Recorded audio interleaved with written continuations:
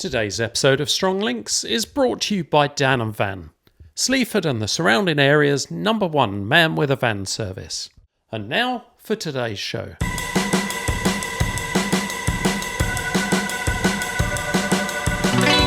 Hello and welcome to Strong Links, Lincolnshire's local podcast in association with your local Links magazine. My name's Rich, and I'm here with, you know who by now, it's Dan. Hey Rich, how you doing? I'm good, how are you? All right, yeah, all good. Happy New Year. Happy New Year to you. 2026, God. I know, yeah. We're over halfway through this decade, really. It feels like it's only just started, but... God, yeah. That is, it's really scary how time goes. Yeah. And it goes quicker as you get older, apparently. I think it does, yeah. Yeah. But, you know, it's we've still got a few years left of this decade and, Yeah. you know. Do you enjoy the Christmas break? Do you enjoy that time? It was needed. Yeah. It was really good. I mean, it's always good to spend time with your family, and especially when you've got little ones and, you know, grandkids, and it's nice to have family time. What's your opinion on the Crimbo Limbo period? Do you know that? Never heard of that phrase. What's that? So after Christmas Day and Boxing Day, you then have more. Well, it's still Christmas, still the festive period, leading up to New Year's Day, and a lot of places, they shut down for the Christmas holidays, and so not a lot happens. So they call that the Crimbo Limbo. Crimbo Limbo. Yeah. I know what you mean. It's kind of a down period. It's kind of I don't know. There's not a lot going on, is there? And no, I'm sure there's stuff if you want to find it, but I just quite like being at home and just enjoying the time, just relaxing and gearing up for the new year. Because a lot of people, they don't like that period. No, I love it. Yeah, I like it. It's my favourite time of year. Catch up on films and watch rubbish on television. Yeah, it's just favourite time of year. Yeah. It's like duvet day. Exactly. Period, where you have, we have like what do you call it? I don't know, sort of buffet type meals. We call them buffet type meals. What do we call them? We have it's where you get the pickles on a tray and little mince pies, not mince pies, but pork pies, and and you just sit there in the front room watching a film and picking away at it's like a picnic at home. Picnic in your living room, and you don't have wasps and no insects getting in your way. No. So I like it. You like it? I just love it. It is my favourite time of year because I like that blankness. It's just calm. It's kind of how lockdown was for us, Oh, I loved lockdown. It was brilliant. Yeah. But the best. I mean, obviously, there was a lot of bad stuff going on at that same time, but we need to acknowledge that. But it was just you take stock and you can just relax and look forward to, well, in this case, the new year. You kind of look back on the old year and look forward to the new year. And I do like that kind of reflective period. Actually, you saying that, there's a couple of days before the new year, I always get kind of quite sad that the year's finishing. Yeah, I know what you mean, And there's always that anticipation to the new year, and with the sort of kind of the countdown to the new year, there's always that thing in your mind that you'll never have this year again. That'll be in the past in 10 seconds time. That's what happens to me anyway. So there's a bit of kind of mourning to the end of the year, and it's not just me then that feels that. Wow, I didn't know we had this in common. No. Well, I've never actually heard anyone kind of express that before. I've just felt it. Yeah. and then you have to kind of take a deep breath and step into the new year. Yeah. And I always do feel psychologically as though I have turned a page when it's the 1st of January. Yeah. Does something shift? Yeah, you're right, actually. That is true. There's just a different... You start looking forward, don't you? Yeah, yeah. Once that New Year's in and come, yeah, you then start looking forward. Because I know it's all kind of arbitrary in terms of, like, you know, the Earth revolving around the sun and spinning around, and, you know, that point in time is just really what we've arbitrarily picked, really, that, you know, that moment when January begins. But there is, that it's a made-up concept. Is that what you mean? Yeah, that we've just picked it randomly. That is what, you know.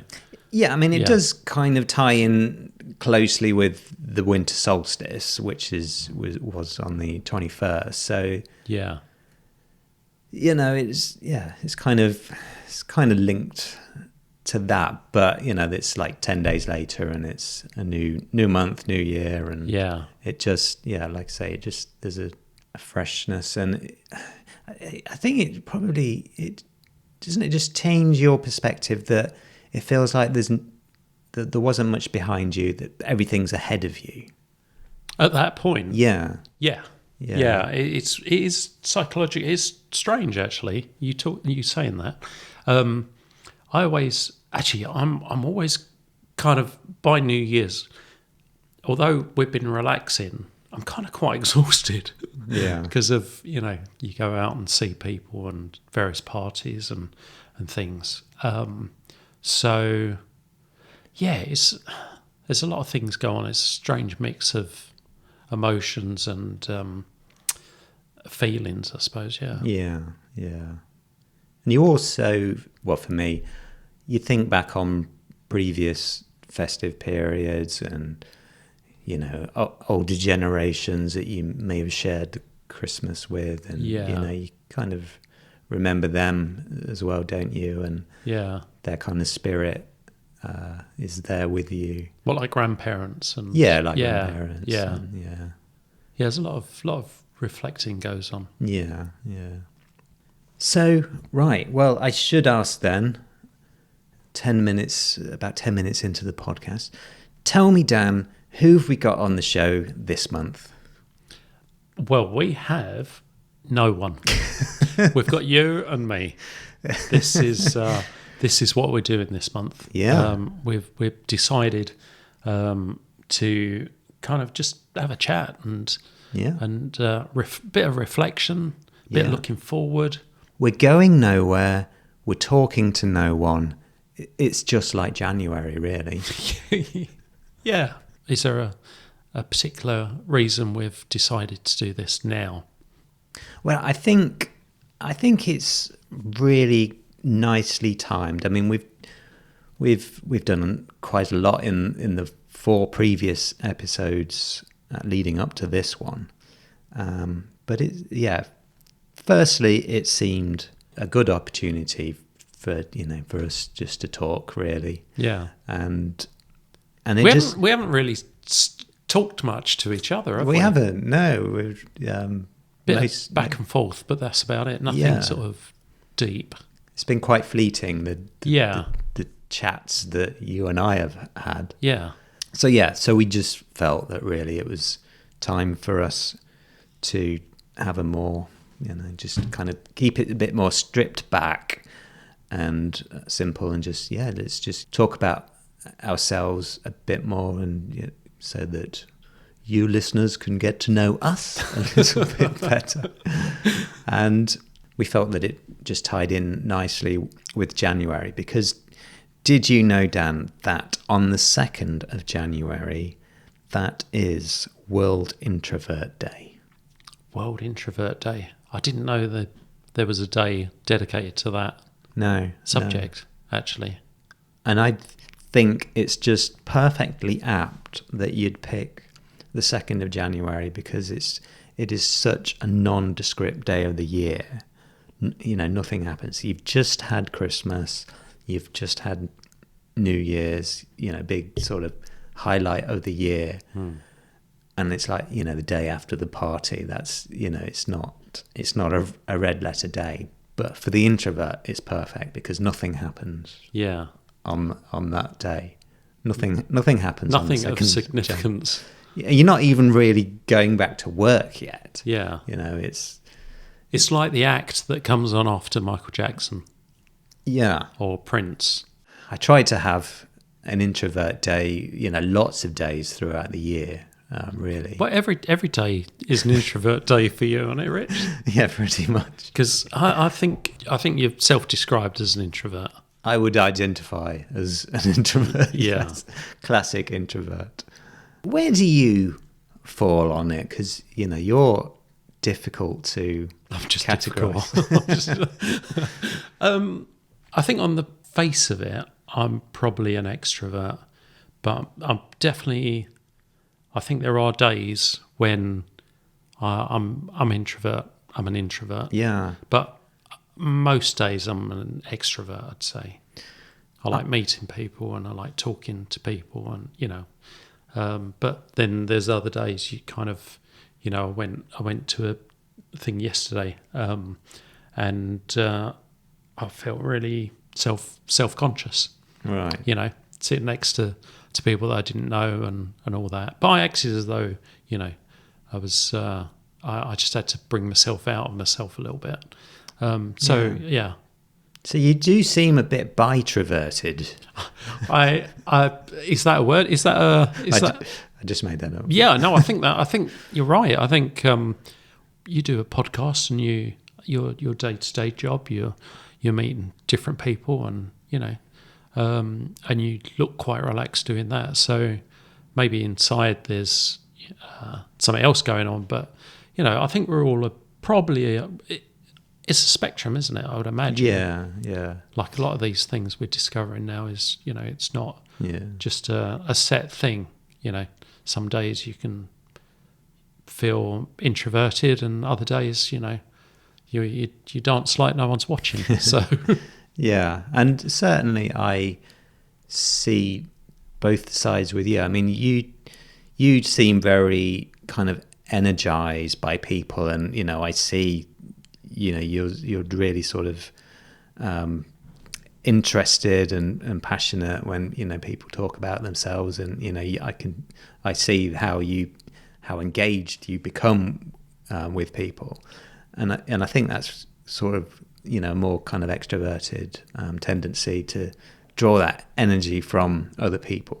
I wouldn't say you're extroverted in the sense of that's a really good point, because it was only a few weeks ago that it kind of dawned on me, but that I think there's this, I pick up on people's energy. So there's a bit of mirroring going on. So if someone's kind of quite upbeat, it's kind of infectious, and you feel upbeat and you act upbeat. But then if you go and talk to somebody who's kind of quite downbeat, I tend to mirror that as well. So it's a weird one. Yeah, because you said that to me the other day, actually, and I thought that was really interesting, because that's sort of more in alignment with me, where I sort of absorb people's moods, and I sort of admire those people that are just completely unaffected by people's moods, and they can just be themselves and remain at that kind of higher energy level. Well, I think that's something you can train yourself to do. Yeah, you can definitely find little techniques to lift your mood, and a lot of it's mindset. I think a lot of the time it's mindset. So if you go in with the right frame of mind, it's like yesterday when I went to this thing. Maybe I should have just raised the energy level, and but it was quite late. I was quite tired. That's nothing, tiredness, and so you go to a lot of social functions, don't you? You mix with a lot of people, and do you find that you get after a while, do you feel a bit drained and like, I just need to well, that's a sign of an introvert, isn't it? That totally. you get tired in social situations, and I think that I do. Yeah, sometimes when you're having sort of conversations all evening, I think it's natural that you get tired and run out of steam. Yeah. So a fresh new year ahead of us. Just imagine all the great things we could be doing on this podcast that, we don't know about yet. That's going to happen later this year. Yeah, I know. Yeah. Have you enjoyed doing the podcast so far? It's been great, really, considering we've only been going since September. I mean, we did kind of start in July, really, because of the Heckington show. Yeah. But, it's been a great journey so far, isn't it? Yeah, it has. It's the variety of stuff that we've done is in such a short amount of time. Yeah. Has been, really good. Really enjoyed it. Yeah. What's been your highlights? I really enjoyed talking with Chris last month, Chris Clark, our buddy Chris Clark, because we've done so many things together, and Chris is so interesting. Yeah. I really enjoyed talking to him. Yeah. That was a really nice interview. That wasn't, talking about, because it was, and it's stuff that we've been involved with. Yeah. I think Heckington was really good. We started on a lot of excitement doing that, and it was, what I liked about that was all the, the different people that we spoke to, from the chairman of the show to the ladies in the tea tent, and, just a complete... well, you get a whole mix of people, don't you? Yeah. There. So it's, we met... is it Tom, the runner and his wife? Yeah. We met them. That musician guy, remember him with the... James, with the... what was it, a ukulele or a lute, or what was that? What was it? It was a mandolin. Mandolin, that was it. Yeah, what's been your highlight? I think just all of it, really. To give a really naff answer. No, it's just been... I do like the variety of stuff that we've tackled. The ghost stuff with Tom Warrington. God, yeah. Actually, I was going to tell you, when I was coming here, I was just getting ready to come out, and there was no one in the house. So I was alone in the house. Right. And I had a shower. So I'd just come out of the shower, and the door opened in my bedroom, and I thought it was my stepdaughter, Abigail, and I said, don't come in. And there was silence, and so I looked outside, and there was no one there. There was still no one in the house. So the door flew open. Yeah. Or started to open, and there was no one there. And I thought, oh God, that's a ghost. Yeah. Well, has to be. And I thought of Tom. Yeah. Get him to come and do an investigation. Yeah. So, but I live in a pretty new house. Right. So I don't know if ghosts haunt new houses. I think they can follow you, from other places. Really? I've heard of that, yeah. So you've not had any spooky activity before? No, that was the only thing. And then I realised I'd left my bathroom. I'd opened my bathroom window, so I think the draft has opened the door. So there's always a, no, it's definitely not a ghost. Well, can I stick with the ghost theory? If it makes you happy, that's fine. It does. Yeah. I'm not going to go with it because I've got to go back there tonight. So your highlight has been all of it. It's all a highlight. They were all great guests. Yeah. Yeah. Definitely the people we've met have been really interesting. Yeah. Dave Brackley. So with Dave, you've had a bit of experience of local radio as well, haven't you? You were into that, weren't you? Local radio. Well, I did have a radio show years ago. I used to have a show on Siren FM at the University of Lincoln, and we also did a podcast out of there. Did my first podcast in 2012, which was kind of early. There weren't a lot of podcasts back then. No, you were early on the curve there. Yeah. Was that to do with Grimsthorpe, the Grimsthorpe Festival? Yeah. We had Grimsthorpe Festival podcast. So we'd talk to bands and acts that were at the festival. So the podcast ran throughout the year, and then basically with the festival coming up, we'd get people in, and so it was all kind of to promote the festival. Yeah. And this was your festival, wasn't it? You organised this, didn't you? Yeah. Well, me and a team, and a brilliant team. I couldn't have done it without them. But yeah, it was something I created and ran, which you were involved with as well, weren't you, back then? I was, yeah. I did your website. You did? That, yeah. Yeah. So this ran from, was it about 2011, did it start? Yeah, the first one was in 2011, and the last one was in 2014. But it was brilliant. It was really, really good. Good fun. And it was always on the bank holiday Monday in August, wasn't it? Yeah. So, yeah. And you never knew what kind of weather you would get, would you? So you were always at the mercy. Sometimes it was really nice weather, and then sometimes it just... Yeah, 2013 was really hot. Yeah. And we had about 20,000 people come along for that. That was mad, actually, because we had, I think it was 7 miles of traffic jam. Yeah. 7 miles of people trying to get into the show, and there were sort of regular reports from the BBC. There were, I think the Flying Eye was flying over, and it was just mad. There was so many people. It was pretty scary because we weren't licensed for that many people. Which I don't know. Should I be saying that? I don't know. Probably all right to say that now, aren't I? Yeah, I think 7 years you're clear, aren't you? Yeah, so.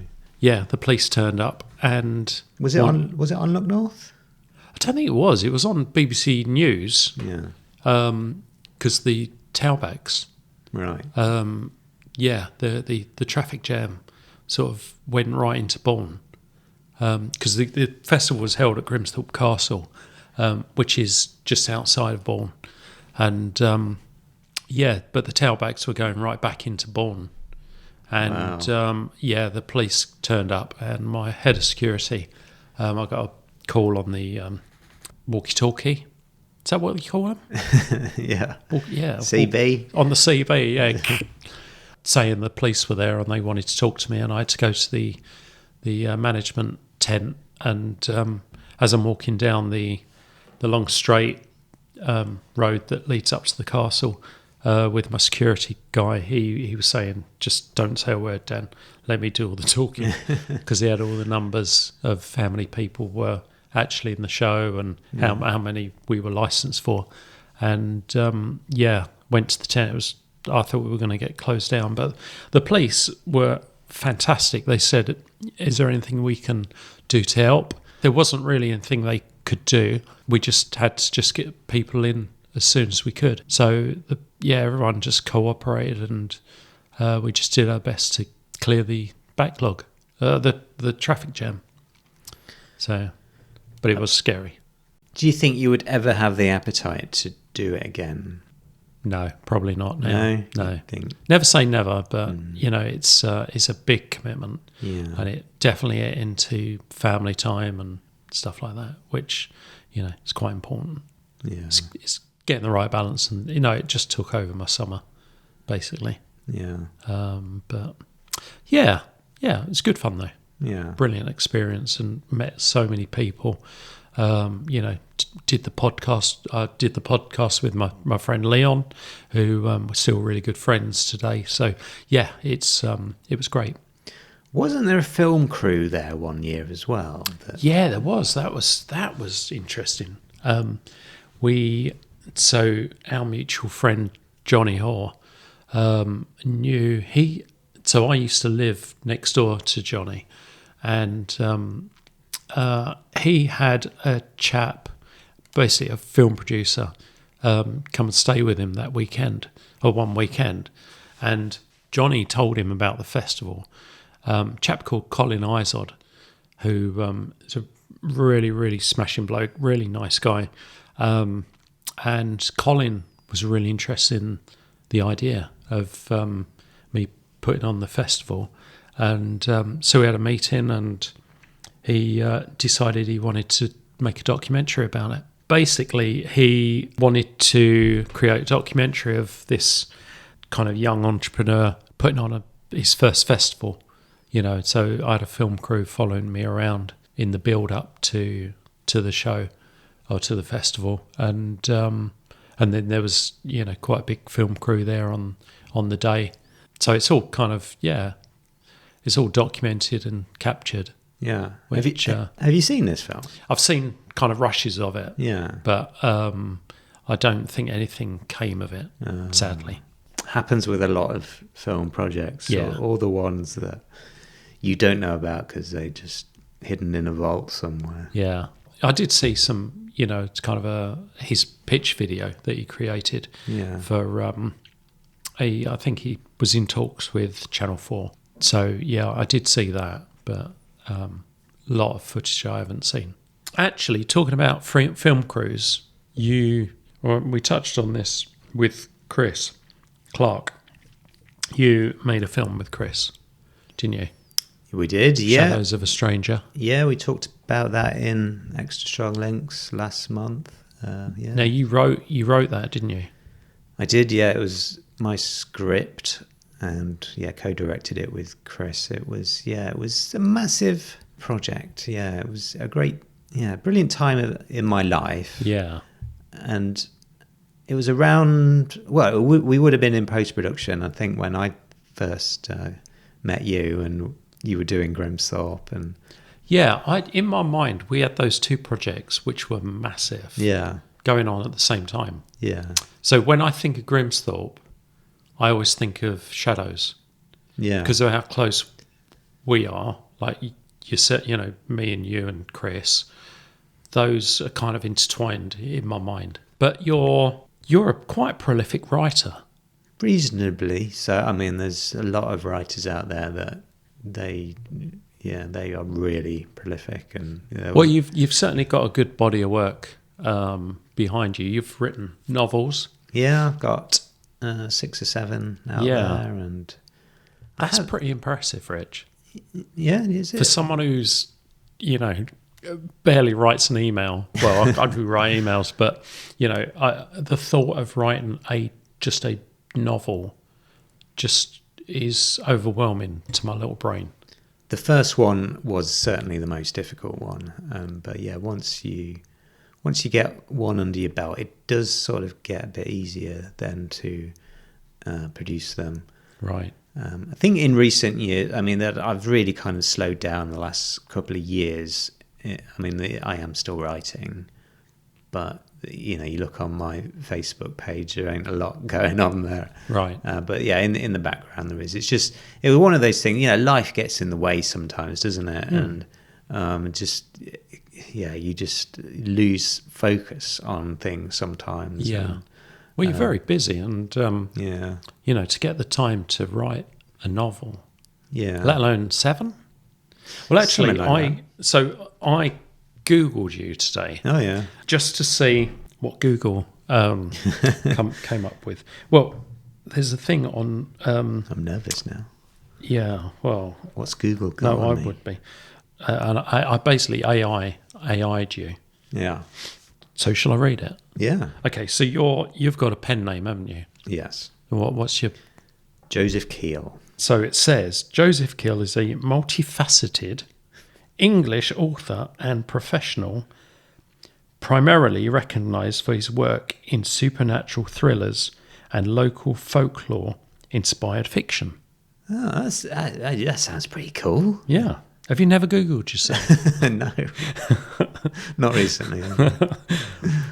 It's got literary work.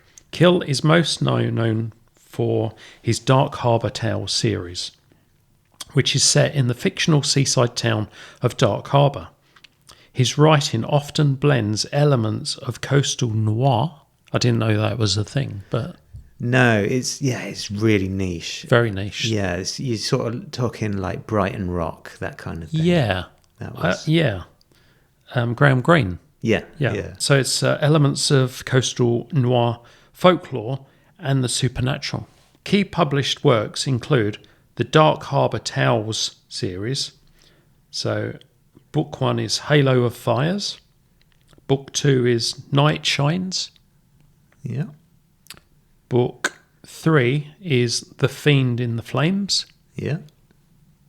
And The Tale of the Soul Searcher, often cited as his first novel. Is that true? Yeah, it is. Although that one really is Halo of Fires. I sort of revamped it. So, I mean, but in essence, it's the same book, actually. Okay. I left it for sale. You can still buy that one because there were some really nice reviews on it. So I thought, I don't want to delete this book because then I'm going to lose these reviews. So, Right. So it is available only as a paperback. But Okay. yeah, that's the reason I left that there. Ah. So it's kind of you reworked it into another book, into another... Yeah, I did a bit of a George Lucas, really. Sort of revisited it, and I think it's one of those things because that was my first book, and then as I kept writing, you learn more about your craft, and then you do look back on the first one, and because that one was part of a series, I kind of thought maybe I should go back and bring it up to what I think is the standard of the rest of the series, just to keep that keep them all at a high level, especially with it being the starter of this series as well. Yeah. And then it's got the Fenland Fairy Tales series. Yeah, I tried something different with those. It started off as a contemporary romance. So Fairy Tale of the Other New York. Yeah, that was the one. So it was locally based. It's a lot of local places were in that one. Obviously, New York. Most of it actually happens in Woodall Spa. Yeah, that's right. And we do come to Sleaford a little bit in that one. Yeah. And then I can never pronounce that. Yeah, the Designy Code. What's that? Designy is the old version of the Disney name. And of course, in Lincolnshire, we have Norton Disney, which is like the ancestral home of the Disney family. And we made a journey ourselves, actually. We have, yeah. We should do this in the podcast sometime. Yeah, we'll have to. I really enjoyed that. We went to Norton Disney and we followed in the actual footsteps of Walt Disney. We did. Who dropped in on this village. We got the magazine, didn't we? Yeah. Do you remember? There was a... So what was the name of that magazine? I think it was called Illustrated Magazine. Yes. And that was it. There's a picture. It's basically a black and white minstrel. Yeah. On the front cover. Yeah. Which, different times, I suppose. This is the 1940s. Yeah. And you actually look in that magazine and, the language, the words that are just sort of casually used, and it would just be unthinkable. He went to the church. They were looking at, obviously, the Disney graves, or trying to find the Disney graves. And inside, there are the tombs, aren't there? And there's effigies there's that one laying on the ground. That's right. And there's a picture of Walt Disney kneeling down, looking at this tomb. Would you describe that as a tomb? Yeah, or I think casket, so. or something like that. Something on the floor. And we recreated those pictures, didn't we? We did, yeah. So we want to go to that pub that remember we went, and they were just closing. Oh, well, that's right. Green Man, or so it's got a different name to when Walt Disney went, but he went there and he played darts, and we were being really nerdy and trying to work out the actual point, within the pub, that these photographs of it. He had some publicity photographs taken while he was there, And yeah, we were trying to work out where that dartboard would have been. But do you remember also with the signposts? 'Cause That's right. they were standing by the signpost, and on it you can see like it's Sleaford, and it's strange seeing Walt Disney standing next to a sign saying Sleaford. yeah, Sleaford 14 miles or whatever. Yeah. And obviously these signposts, they're not there anymore. But we were being Didn't we drive around trying to find the spot where it was? I think we did, and I think I worked it out based on the fact that it was saying Sleaford 14 miles that way, Coddington 2 miles that way, or whatever. And I just thought, well, yeah, let's use let's use those distances, and I think I did work it out actually. Yeah, it's not far off where the A46 is, but yeah, we should maybe go back and see. Definitely.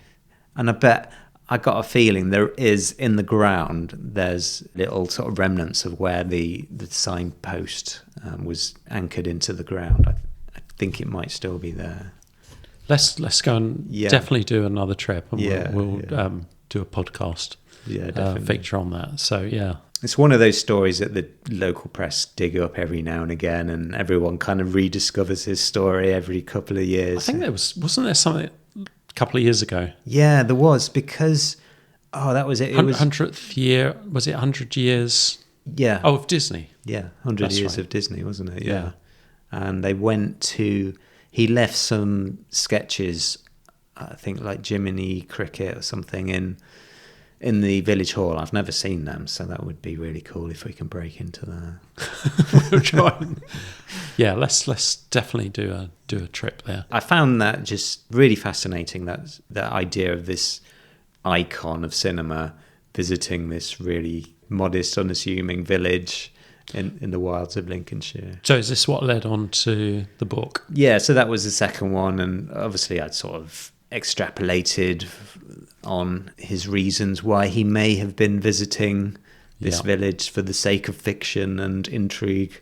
So you used the same characters, or the same character that was in Fairy Tale of the Other New York. Yeah, so that's the same central character, and I'm working on a third one actually. That's the one that's slowly ticking over in the background. Are you? Yeah. Wow. Is it going to be a trilogy? Yes. Yeah. And I think I probably will finish it at that point. I don't think it will go any further than that. Right. But yeah, it's and it seems like the natural conclusion to that that story. So. And then it says here that you've got a standalone book called Broken Melody, A Twisted Vampire Tale. Yeah. Yeah, that one's pretty messed up. Yeah.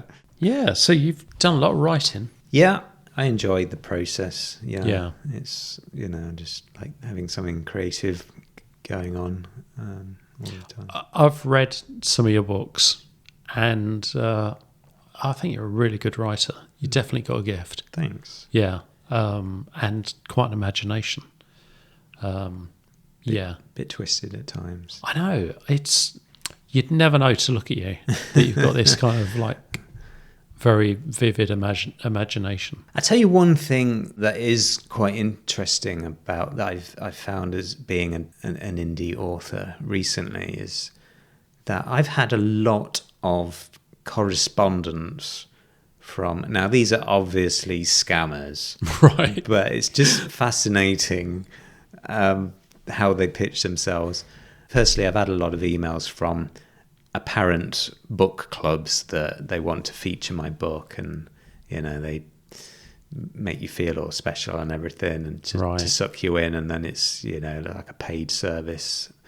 But of those scammers, I had a really exciting one because it was from Oprah's book club. Oh, right. So I thought, wow, that's like the holy grail of scammers. Got me. I didn't reply to them. And then the other day I had an email from Neil Gaiman. Who's that? He is a comic book writer, and he's a film writer as well. He's Stardust. Did you ever see that? Yeah. Yeah, he wrote that. I saw the film. Yeah. apparently he had nothing better to do that day than to write to some unknown author in Sleaford. Yeah. Yeah, it's quite You amazing. sure it wasn't actually him? And Oprah? It could have been. And I'm just worried you maybe passed up a good opportunity. I know. I never replied to them. Actually, I did start to have a conversation, and I did reply to this one. It was a Canadian writer. I mean, I think he was like, another self-published writer. He was pretty prolific and pretty successful, and he was like, reaching out and asking me questions about my writing. Which is process. American for get in touch. Yeah, that's how they speak over there, isn't it? Yeah, and I did reply, and I just thought, well, maybe he is, and so I did. I just kind of replied when I had the chance, and I didn't tell him a lot. But after a while, after a few emails, I just started to get a bit suspicious. So I thought, let me find the website of this guy that he's pretending to be, and I managed to find his email address, and I emailed him, and I said, Peter, am I having this conversation with you, or is this a scammer? And he's like, no, I've been cloned. Oh, no. And I'm like, I just don't understand why anyone would want to do that. This really goes on. There's quite a lot of... Oh, there's no end of this going on now. And yeah, I wonder sometimes these, emails you're getting, is it an actual email, or is it just sort of kind of automated somehow by AI, and you're just talking to a machine? Yeah. I wrote to, this was back in the day when we used to write letters. I wrote to, I think I was doing an A-level in English literature, which I really enjoyed, and we were studying, I think we were doing Equus, Peter Shaffer play. I think Daniel Radcliffe did it on the stage. And I wrote to Peter Shaffer and asked him some questions about the play. Yeah. And I received a letter back from him. Yeah. Came in the post, and opened it up, and it was my letter that I'd sent him, that I'd typed out and sent him. And opened it up, and so he'd sent it back to me. But there was some red ink on it. Yeah. And it was a little note from him at the bottom of my letter saying, read the play. Everything's in the play. Yeah. All the answers to your questions are in the play. Yeah. And so it's like having your homework marked. Yeah, it was a bit, but it was sort of a telling off as well. Yeah. For not reading the play properly. Right. Yeah. And I thought, attitude. Yeah, I mean... Nasty piece of work. No, so I dug deep into it and answered the questions, and Did you find your own answers to it? Yeah, I found answers. It was, it was laziness. So I've definitely had a letter back. I've still got it. Yeah. To this day. Yeah. I think didn't he write Amadeus as well? Oh, yeah. I've actually been to Mozart's birthplace in Salzburg. Really? I've been in the room that Mozart was born in. Wow. Yeah. So... Brilliant. Yeah. Did you find his grave, or do we not know where that is? That's Jack the Ripper you're thinking of. No, I've not seen Mozart's grave, no. He was just dumped in a pauper's grave, wasn't he? And was he? At least he was in the film. It's just wasn't it like a mass grave or something? And, oh, right. Yeah, it was really... Sad ending. Yeah. Yeah, I don't know. So, yeah. But it was a school trip.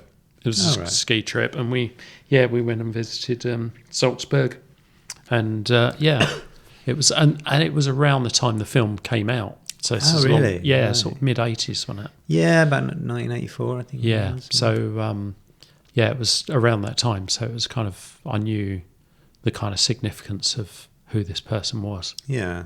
So yeah. Well, I mean, it's great that you had that passion in Peter Shaffer and his work, and it's a bit sad that I got telling off. You got busted. But then, it was laziness, so I thought it'd be quicker writing to him, get him answer the questions, and then I just drop the questions into I dropped the answers into my essay. You were doing an assignment then? Oh yeah, right. You wanted him to do your homework for you. Basically, yeah.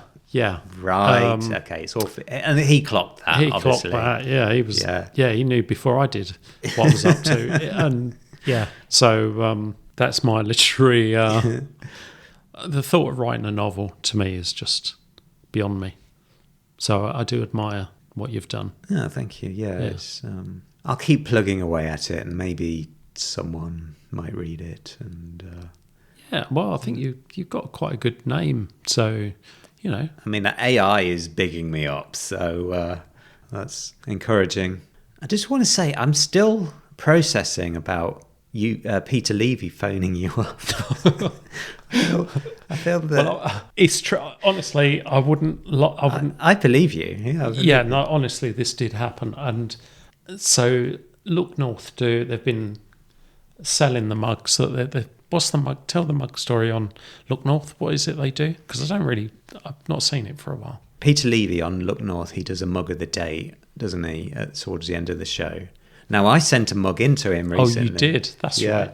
And it got on there. I sent one for the Playhouse Theatre in Sleaford. Wow. And yeah, Pete, he displayed it. Wow, that's amazing. And well, so they've been selling the mugs off for charity. Yeah. And I thought I would go along, and Peter Levy's there as well selling these mugs. I thought of going along and just catching up with Peter Levy and saying, do you remember phoning me in my kitchen looking for Chris? But I thought, he's not going to remember that. That was years ago. He'll remember Chris, though. You know. Oh, it'd remember Chris. No one forgets him. No. But, yeah, so Peter Levy, he was selling mugs at Hull Market, was it? That's it, yeah. Some market in Hull. I didn't go. I would have loved to have been there. Oh, it would have been brilliant. Yeah. Yeah. Bought a mug off Peter Levy. Yeah. Could have bought your mug back. So. Yeah, was it all these mugs then that he's had on Look North? Was it? Yeah, he's got loads of them. So he might have sold my mug. Yeah. Man, he's trying to make a buck. That's why he was doing this. He's made a mug of you. Yeah, he said it's for charity, so. Oh, well. Yeah. I've got no reason to doubt him. Yeah, well, I feel bad now for. Yeah. We are a charity, though. Oh, man. Yeah, so, yeah, I was gonna ask him if he remembers the phoning me up, but of course he's not going to remember. But, well, you should have. Yeah. And I looked on my phone. Yeah. After that conversation in the last podcast. Yeah. To try and find his number, and I can't find it anywhere. No. So I don't know if I've dreamt this, to be honest. But the story's slowly unpicking. Yeah. Maybe it was a withheld number because, you know, he's the type of guy that. Maybe it was. But I thought I had his number, but maybe it was. Definitely got numbers for the BBC, but for him personally, I don't know. But he's a working journalist. We see him on telly, but when he's not on telly, he's being a journalist. What journos have you got in your phone then? You've got... I've got... Am I allowed to say? Do you think I can say? Why not? I've got... who's the blonde lady? Yeah, who's the lady that came... What's her name? What is her name? Came to the hairs. Yeah, she was really nice, wasn't she? Yeah. I can't think of her name. It's not Carla, is it? Not Carla. No, Carla Green. Carla Green's the DJ. Yeah. Gemma Dawson. Dawson. She came to Sleaford to do I did an art project. I was there that day. Yes, you were, weren't you? Yeah. Blimey, yeah. Yeah, that's right. So, yeah, we did an art project where we... Well, actually, we were doing it incognito, weren't we? Yeah. So we put these installations in around Sleaford, and so no one knew who it was. Well, I say incognito. The BBC contacted me after the first installation. And so they had your number. Yeah, I don't know how they knew it was me, because we did it sort of late at night. But yeah, she phoned me up and a producer and said, would like to do a feature on it. This was Look North. So yeah, we arranged to show them what we were doing, and Gemma Dawson came along and interviewed us, but we didn't want our faces shown, and so they blurred out our faces and dubbed my voice. Do you remember that? I bet you felt like Jerry Adams, didn't you? Yeah. And so they dubbed my voice, and I thought I was going to, sound like Sean Connery or someone with a cool voice, and I sounded like a Lincolnshire farmer, which is fine. There's no, slur on how Lincolnshire farmers talk. It's just I didn't sound like Sean Connery, and I did specifically say to him, I want to sound like Sean Connery. That's the whole reason you agreed to do this. Yeah, absolutely. So, no, it was good. She was very nice, actually. Yeah. So I think I've got her number in my phone somewhere. Yeah. She probably changed it though. So you got any plans for this month, Dan? Are you going to go to any Burns nights or anything? We have got a Burns night to go to. Have you? Yeah. And it's one we tend to go to every year. I love Burns night. I've only been to one, and you were there. You came to the one Yeah. That was that was good. Is that the one you're going to? Yeah. We go to that every year. I'm vegetarian, so I get a vegetarian haggis. You can. Oh, there is a vegetarian. Yeah, very good. But the tatties and the neeps, you're fine with that. So. Yeah. What about you? You got any plans? I have no plans. No? For the whole month. Is that a good thing? That's probably a good thing, isn't it? Yeah, I mean, like coming full circle now. World Introvert Day on the 2nd. It's really World Introvert Month for me. Yeah. Oh. Well, you're always welcome to come to Burns Night if you're a loose end. Oh, thanks. So you're more than welcome. Yeah. Actually, I might be stewarding at the new Playhouse Cinema a bit. So where's that? That starts up again in January. We've got some great films, actually. Oh, at the Playhouse. Playhouse, sorry. Yeah. Another National Theatre live. So, yeah, an exciting month. For me, not for you. Yeah, but we've got things that you'll be working and podcasting and, so we'll fill our time for sure. Yeah, maybe do a bit more writing at long last. Yeah. But... well, it's been different this month, hasn't it? It's been really nice. We just had a chat and talked about all different things. Yeah, shooting the breeze. We should do this more. Yeah, I think we should try and sort of do it periodically. And so it's nice to look back and reflect on what we've done and podcast and personally as well. It's I've enjoyed it. Yeah, been a nice reflective point in the calendar to do this. Yeah. Well, we don't have anything to lead us out with, so shall we sing a song? Shall we? Sing our own song. Well, have we not got... We'll try and find something. Actually, we do have a song, because we've got another track from the band from County Hell, whose music we had on the November episode. This one is Late Lost Souls, and that can play us out this month. Now, if you're a local musician and you've got some original music you'd like us to play on this podcast, then please get in touch. Thanks, Rich. Yeah, thanks a lot then, Dan. And see you... Well, we've got extra strong links coming up, so look out for that. And keep an eye on our socials. Please like and subscribe and all of that. And brilliant. Cheers, Dan. See you next month. Goodbye. Cheerio.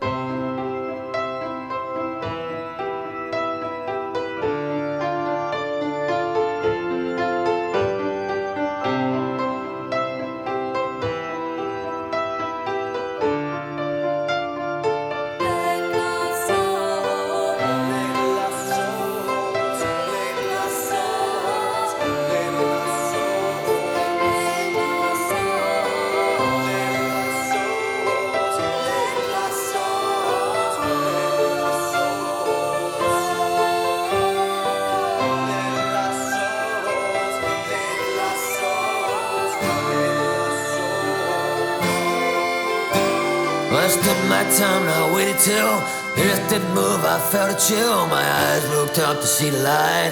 My whole downward it turned the night. Think I saw a vision fall from time to mind. I felt so tall. Neighbors crying in my hall. It's time to move away from Scottish towns to English halls. I played my music to and fro and captivate and capture the lost souls.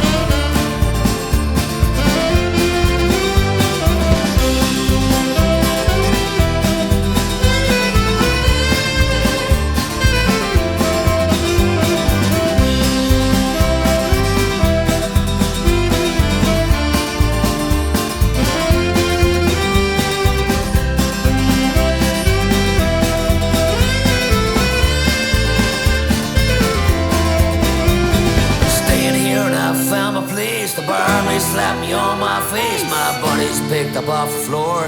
3 guys showing me the door. Think I had too much to say, and another time I'd walk away. The back streets where I was born, I'm now turning to the front. From a hopeless house to happy hours, sung my songs all on my own, and I'm captivated and captured, laid lost. So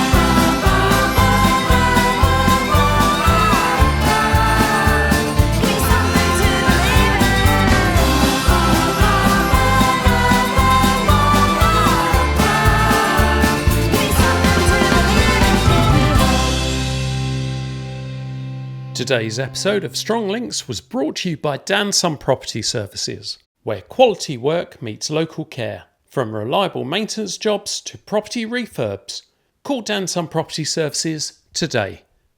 See you next time.